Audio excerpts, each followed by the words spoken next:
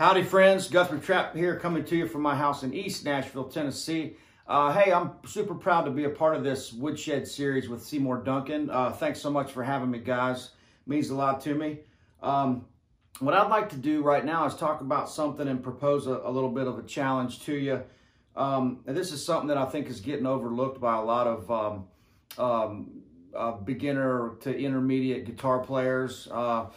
And I think this is something that's extremely important. And so, this is something that I do feel real strongly about. And what it is the 4 different sounds that we need to be responsible for on the guitar. And this is not limited to this 4, but this is the foundation of being able to, be a well-rounded musician and play comfortably around the guitar fingerboard and to be able to express ourselves the way we want to.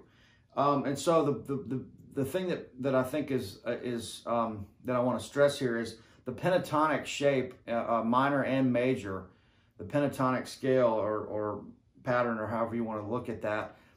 You can't just use that over everything. You have to expand out on some of these different sounds. And so the sounds that I'm talking about are major, major 7, dominant 7, and minor. So these 4 sounds are very important, and one note changing in each of those chords makes a huge difference. Completely different scene change, color change, tonal change. So if I play a triad out of any of those shapes, any of those major G major shapes up the neck in the cage system, any of those triads, if I move proper triad, the 1, 3, 5, if I move the 1 back a half step, I get a major 7. If I move the 1 back a whole step, I get dominant 7. If I move the 3 back a half step, I get a minor.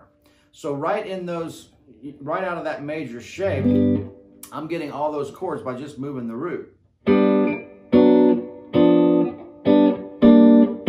Triad.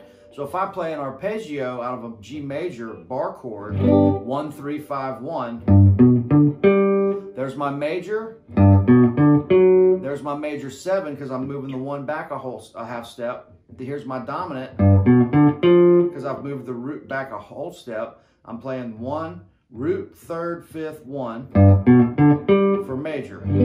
Then root, 3rd, 5th, 7, natural 7, 1, 2, 3, 4, 5, 6, 7, 1, degrees of the major scale, 1, 3, 5, natural 7 to cover major 7. Then 1, 3, 5, flat 7 covers the dominant 7. That changes the tonality. Then when I go to minor, I'm flatting the 3rd. So instead of doing this, I'm going to flat the 3rd. There's my major, my minor 3rd, so I'm going to play this. That's a minor arpeggio. 1, flat 3, 5, and 1. Right? So what I challenge you to do is play a line out of each one of these different sounds. And I'll give you some examples. Now, you don't have to play mine note for note, and I encourage you to not do that. I encourage you to come up with your own line, but it has to be in one of these 4, in all 4 of these sounds. Actually, do major, major 7, minor, and dominant 7. Now, here's a major idea.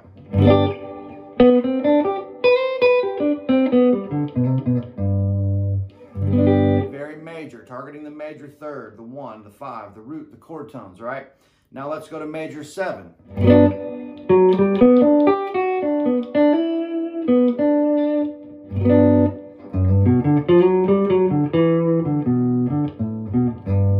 These are all major 7 ideas.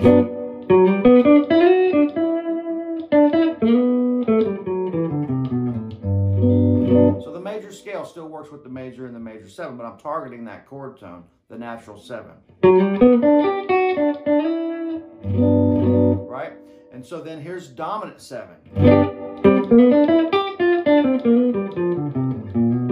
I'm still using the major 3rd, but I got to sneak that flat 7 in there too to bridge the gap between the chord tones that you're hearing, the major third and the flat seventh. So you're getting the major pentatonic and the minor pentatonic, but we're weaving those together. So you can't just use one or the other over that or it won't sound right. So we have to blend together.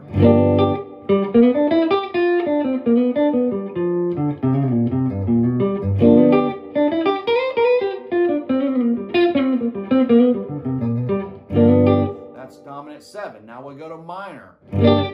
Or minor.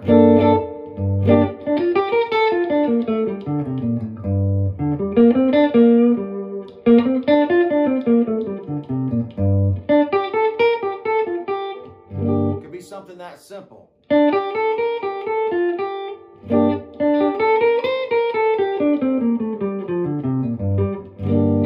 So there's some examples. I know I'm playing a lot. You don't have to play any of this note for note, but create a line using those 4 very distinct, very important sounds. And we're targeting the chord tones because the note that changes in the chord is the note we need to change when we're playing lead guitar or filling it or doing anything around there. So again, that's major, major 7, dominant 7, and minor.